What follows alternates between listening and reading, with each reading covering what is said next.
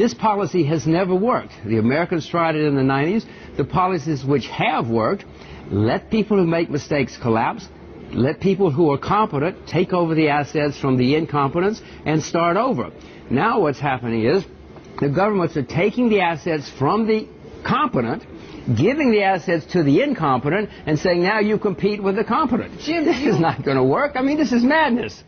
The madness started in 1989 when the government set the precedent of bailing out failed institutions. Since then, it has spiraled out of control.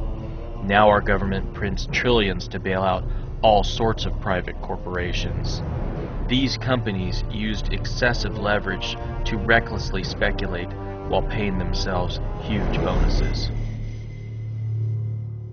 Since Obama was elected president, the Federal Reserve and U.S. Treasury bailout commitments have risen from $7.4 trillion to $14.2 trillion. $3.7 trillion has already been spent. The last country to see such a dramatic increase in the money supply was Zimbabwe, under the leadership of Robert Mugabe. We have different economic schools.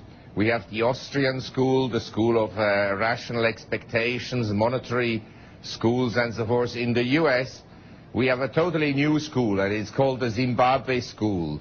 And it's founded by one of the great leaders of this world, Mr. Robert Mugabe, that has managed to totally impoverish his own country. And that is the monetary policy the US is pursuing. If something goes wrong, print. If it doesn't get fixed, print more.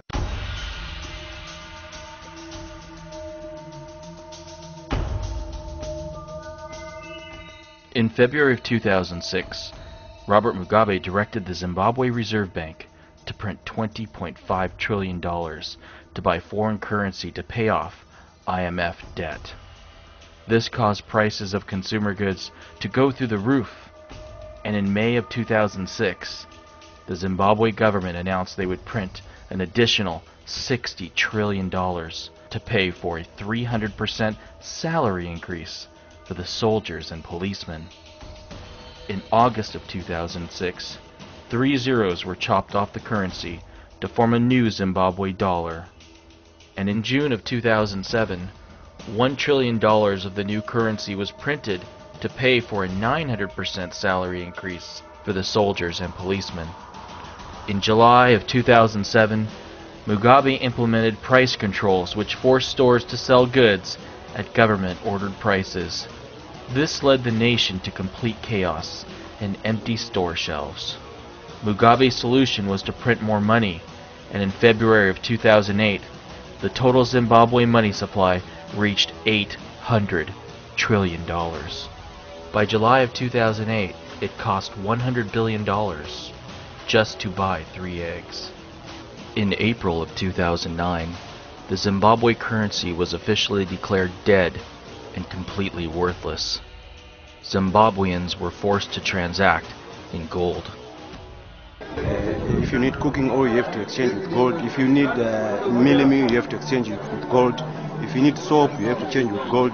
Everything is gold, no Zimbabwean dollars.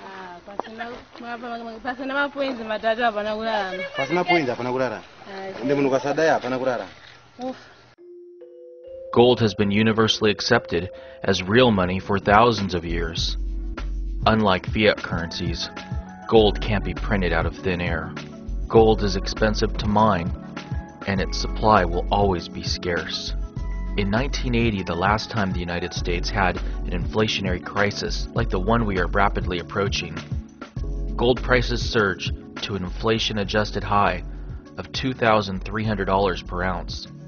Federal Reserve Chairman Paul Volcker was able to get inflation under control by raising interest rates to a high of 21.5%. Back then, we were the world's largest creditor nation. Today, we are the world's largest debtor nation, with a national debt of $11.4 trillion. If the Federal Reserve is forced to raise interest rates up to 21.5% once again, just the interest on our national debt will be over $2.4 trillion per year. This is a death sentence for the American taxpayer.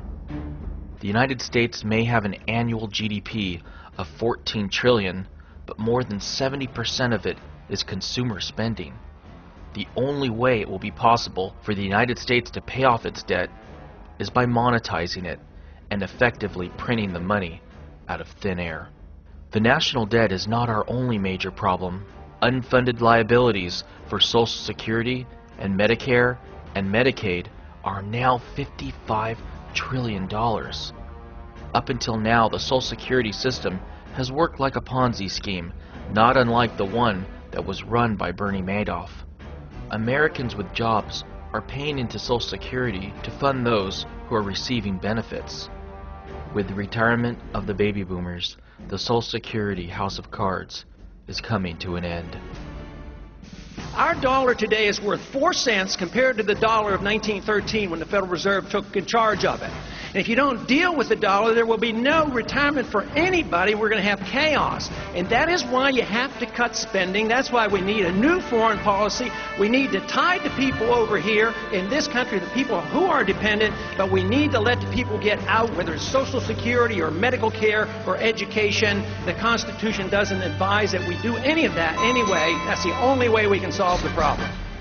Throughout history, the United States has had cyclical periods where paper assets, like stocks, are in favor, and other periods when hard assets, like gold, perform better than stocks. The long-term battle between stocks and gold is illustrated by looking at a chart of the Dow to gold ratio, which is the price of the Dow Jones Stock Index divided by the price of gold. After reaching a high of 44 in 1999, the Dow to gold ratio has been in free fall to its current level of 9. If the Dow to gold ratio bottoms once again at 1 like it did in 1980, we are looking at another 90% decline in the price of stocks when priced in gold. The Dow is going to be worth 1 ounce of gold. That's the level. So right now gold is worth $900 an ounce and the Dow is at 12,000. Those two numbers are going to meet somewhere. I don't know where, but they're going to meet. Silver prices have the potential to surge by an even greater percentage than gold. The Coinage Act of 1834 established a gold to silver ratio of 16 to 1, which lasted until silver was demonetized in 1874. The gold to silver ratio is currently close to 70, which means silver is receiving almost no monetary premium. During periods of high inflation, the gold to silver ratio tends to move back to 16 as it did in 1980. Imagine if the Dow to gold ratio returns to 1 and the gold to silver ratio returns to 16 at the same time. If the Dow and gold met at the median of their current values, we'd be looking at $4,700 per ounce gold and $294 per ounce silver. That would represent a 2,000% increase in the price of silver from its current level of $14 per ounce.